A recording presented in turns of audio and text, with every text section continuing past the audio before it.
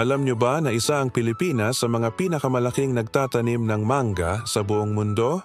Pero ang kwento ng paborito nating dried mangoes, nagsimula yan sa Cebu noong dekada 70. Ang proseso, simple lang pero punong-puno ng pag-iingat.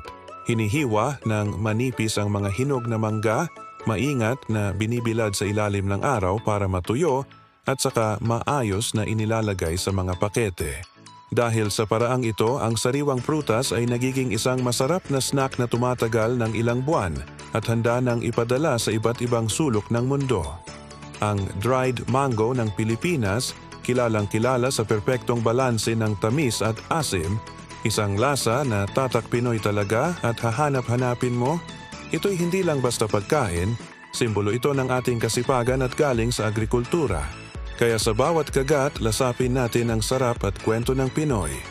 Salamat sa panonood. Huwag kalimutang mag-like, share at mag-subscribe para sa iba pang kwentong Pinoy.